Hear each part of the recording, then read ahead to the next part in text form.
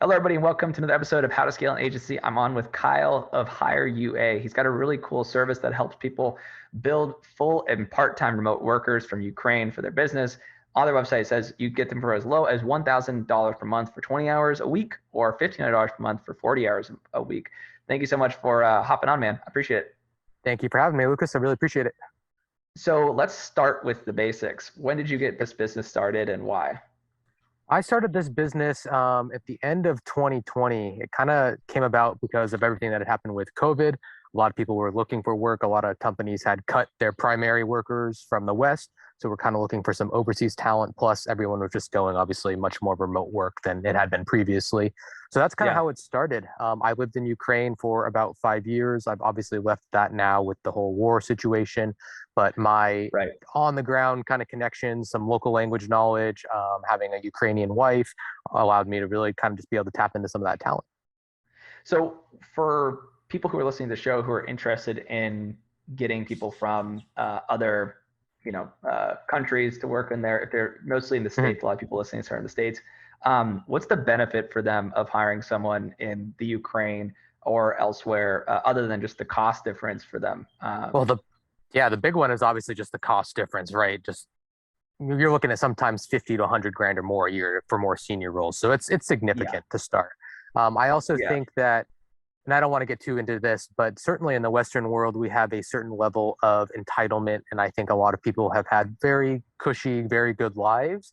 And I think hmm, that tends to reflect a lot of times in the work ethic of the Western workforce, where people are just kind of showing up, mailing it in, and not really those kind of killers and people who are really just absolutely moving your business forward, right? So I think yeah. overseas, you have access to top tier talent at a price lower than mediocre Western talent.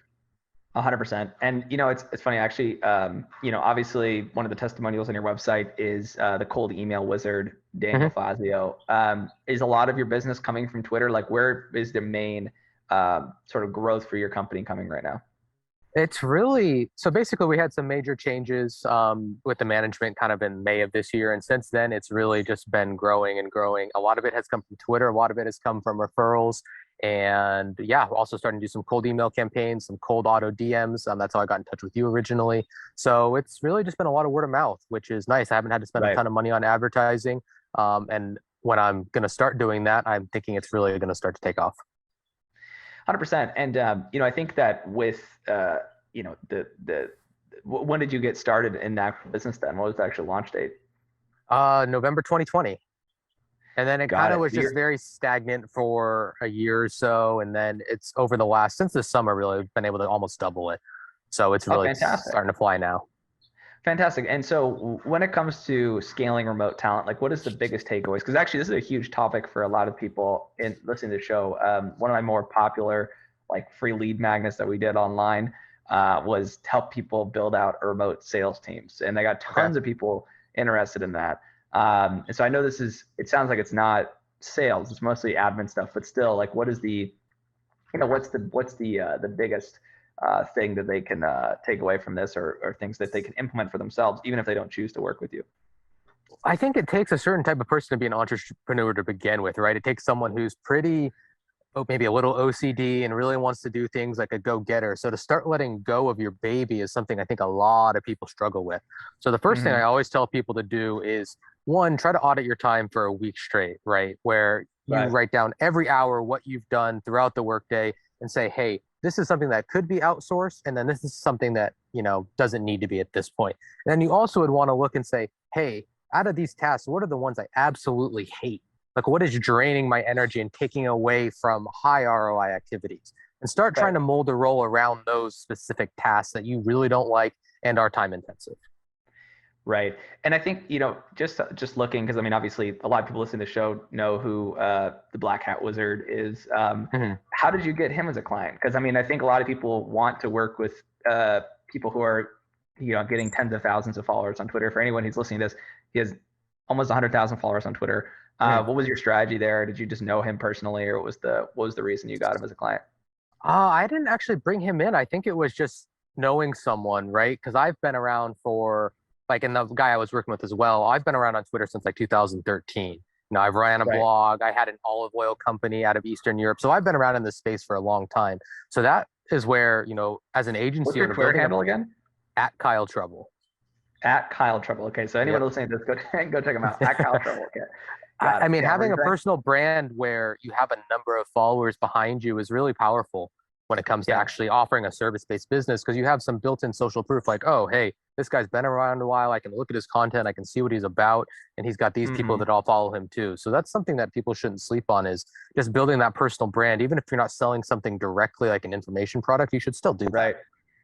Yeah, and I think for anybody who is watching this, because a lot of people are watching this now on YouTube, just pulling up. This is one of his calls to action to this email sign up.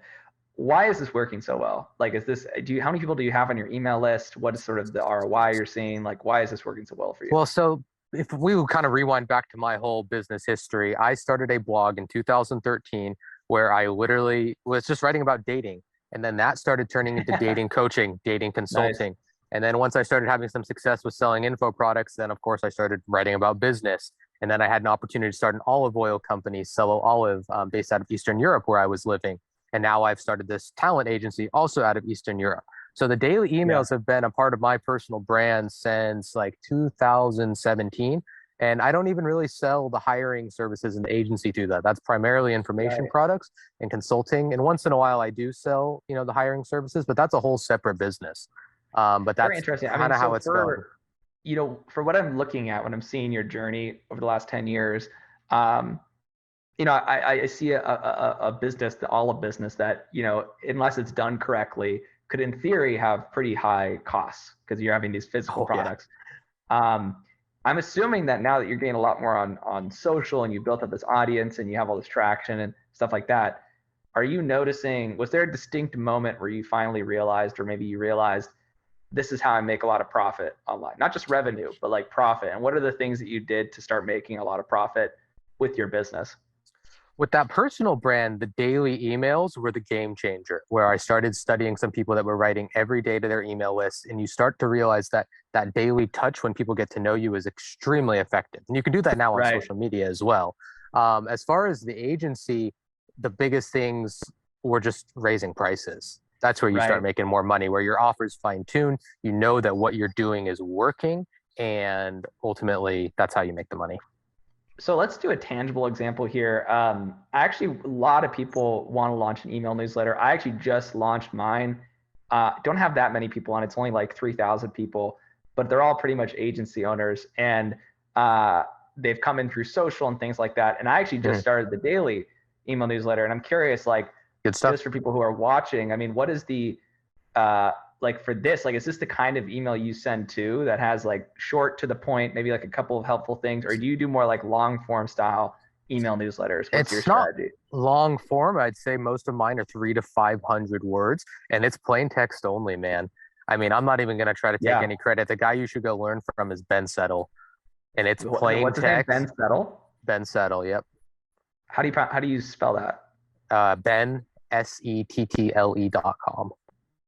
Oh, okay. So not on Twitter, just a website. Nope, just a website. How did And you he hear runs about him? a Why is he print so good?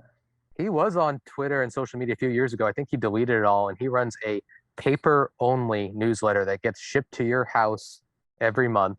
And it's probably been the best investment I've ever made in my business, truthfully.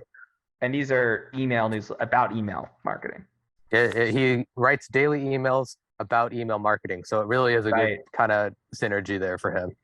So I'm interested. What's your take on having them be plain text versus having like images and video links and stuff like that? Is there a Well, direct trade-off to results or? one call to action.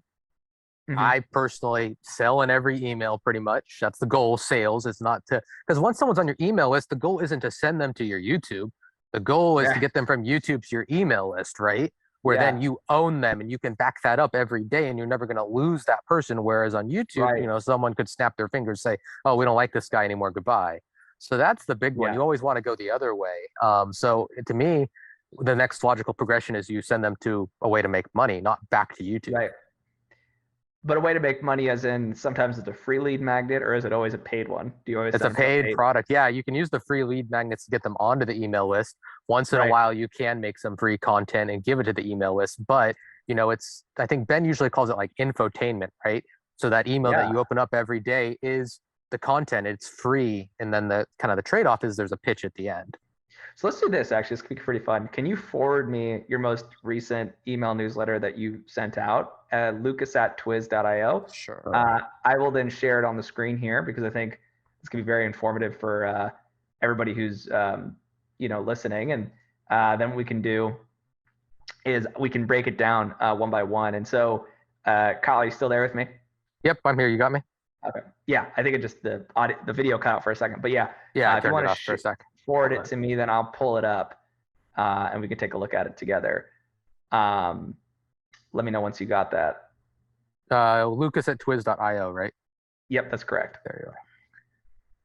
This is one from a recent launch I did over the weekend for my affiliate marketing product. Fantastic. And one thing I was saying, so how big is the email newsletter, if you don't mind me asking? Just because I'm trying to get like a sense of conversion rate, basically. Over 25,000. And how long did it take you to build that up? Has that been like I guess not length. I think more interesting was the growth linear or was it exponential? Was it like growing really quickly? There's times like where you go well, so basically, I have a blog that has been SEO'd properly for years, right? So I get a few people that drop in every day on that. And then obviously just consistent Twitter content, consistent just posting in general, word of mouth. And then obviously when you go viral, you go viral and you've got a chance to really just add thousands in a day. Yeah. Well, I'm looking at right now. Okay, so this is really interesting. So you have 25,000 people you send this out to. What are your like open rates, click-through rates on this? I mean, is it really high? None of that matters, bro. None of it's tracked properly. There's all sorts of things that affect that. The only thing that matters is does it make sales? So just trying to send them here to this page. Yep. Basically, and for anyone who's listening, it's basically an email that is on about 300, like you said, 300, 500 words. It's probably a little more. Yeah, a little more. And then at the very end of it, there's a link that takes them to a Gumroad page to then get a discount within a certain time frame on a product that he sells. So, and then do you have a sense of like, just because I want people who are listening to take this and then be able to, apply it to their own agency, is there a conversion rate that you guys typically can ballpark, not even on clicks, but just like no, because it's not gonna, ultimately you want to see more sales going up, but like, this is a podcast about agencies, right? So an agency owner, your goal should be, you're probably not going to sell your high ticket service via just this email. Your goal then is to get them onto the call. So if I was like, for example, once in a while, I do set this up with Hire UA where I have business owners on my list and I'm pitching them a call. So instead of that Gumroad link, it's the Hire UA site. And what I've started doing is taking all those Hire UA emails and putting them into an automated sequence, right? So now that I've got 30, 40, 50 emails about Hire UA, someone opts in, gets a lead magnet, and then they get an email every day for the next 50 days pitching a call. Right. But I wouldn't, because that, Hire UA, those services are sold on the call. It is not just something they click a button, enter their card info. Got it. That's pretty cool. So basically you're saying the goal is pretty much just to move them to a different action that's usually a purchase, and it's not necessarily to take it's not to distract them from the email newsletter and take them somewhere else like social media posts. It's directly to an action. Really interesting. I've been interviewing people who have like you larger email lists. So for you with that 25,000 people, what's if you had to break it down to pie chart, like where did most of those emails come from, would you say? Oh, I'd say probably roughly half from organic search, because at one point my blog was doing 3,000 to 5,000 organic unique hits a day. So if you're able to kind of get some people going in there, but that's a hard game to keep up with, man. Keeping up with Google, that's that's like a whole nother business, honestly. So I don't even keep up with that anymore. But I'd say about half split between social and organic. Very interesting. And then from social, it's like Twitter, basically. Twitter, mostly Twitter. I've got a YouTube that I haven't really updated in years, and probably I get a few signups here and there from there, but that's about it. Makes a lot of sense, man. So let's talk more about, Hire UA now. I think with that business, there's a ton of potential. The best businesses that I've seen right now that are agencies are usually actually talent agencies. So people placing people onto teams, either in sales or admin roles. Where do you see the growth of the next 12 months? And as much as you can share of revenue and scale and things like that would be helpful, but I'll keep that open to you to comment on. So, Yeah, I mean, I've been able to pretty much double stuff since the spring of this year, so May. I think we're gonna probably double again by the end of this year at the rate we're going. And I yeah. think we'll be doing over 1 million per year, probably by the middle of next year at the latest at this point. So Wow. that's those kind of numbers I'm willing to share right now. Yeah. Yeah, especially if we get some like really some paid traffic going, then I think that would really scale it out. Team Right. wise, we're about tapped. I think probably we need to start bringing on some more people because like right now when we've got 7 placements going on, it's busy for sure. Yeah. So you're a serial entrepreneur. You probably understand, just like I do now, that product is very important and that you have to have a very good product in order to win and be competitive. I will say that one of the most interesting things you have on your website, just from first glance, is just the fact that you very clearly state your prices and they're really good. Do you have a lead magnet that's working right now? Do you have something that you're doing to get people to take a call with you? Or is your product so good that people are just taking a call with you because of the pricing? People are just taking a call, and now that we've really just scaled, we have so many people that are just thrilled with the service, right? Like a good Yeah. example would be Nick Abraham. He runs Yeah. Leadbird and Inboxy. He just hired basically a B2B salesperson. He's saving probably $125,000 a year. Yeah. And she's crushing it for him, right? So like same thing with Daniel. You're staffing salespeople too. Yeah, we do everything, man. I mean, there's just so much talent out there in Ukraine. We're able to really we can do almost anything. Devs, Very programmers, technical stuff, and then of course like lower end kind of virtual assistant stuff. And you just know the culture very well. You know how people are there because you're married to someone from Ukraine, and then you lived there for 10 years, you said, right? Or yeah, 5 years. 5 years. 5 years. That's really cool. I mean, that's the kind of advantage that you need in a marketplace to be the best at something. Do you guys think you're going to stay in this niche and just be placing Ukrainian talent onto teams, or is there something else you want to do? I mean, I'm always going to probably run this personal brand. I'm always going to write these emails, and the businesses I create along with that on top of it will be the things that I talk about. I don't foresee myself probably doing this forever. Probably will have an exit at some point in the future. I don't know when that'll be, but yeah, at some point, I think there will be an exit for me at least. Right. That's super interesting. Well, it's been great having you on the show, man. I mean, is there anything that you want to share with people or ways they can work with you? If anyone's listening, it's like hiring someone, hire-ua.com. You can go check them out. Any other way that they can reach you or best way to get in contact? I would say just on Twitter. I just wrote a thread yesterday about escaping the war from Ukraine. I went into full detail about waking up to those air raid sirens and just the whole story of getting out of the country. And it's a reason why I'm so passionate about this company now is because we're helping innocent people who have been just screwed completely. I mean, screw the politicians on both sides, truly, but it's the people living there that got the short end of the stick, and they deserve to have good opportunities. So, yeah, hire-ua.com. We got some great talent and would love to help any small business owners. Yeah, and Kyle Trouble. So spelled exactly like it sounds. So Kyle and then Trouble on Twitter. Go check him out. And for everybody listening, Kyle's been able to scale now multiple businesses, starting in the olive business, and then now has a personal brand that he's been doing for over 5 years, built a company that's been growing really quickly in the hiring space, placing Ukrainian talent onto people's teams.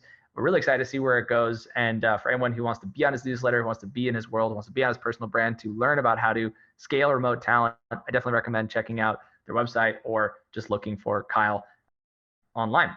So thank you so much, man, for being on the show.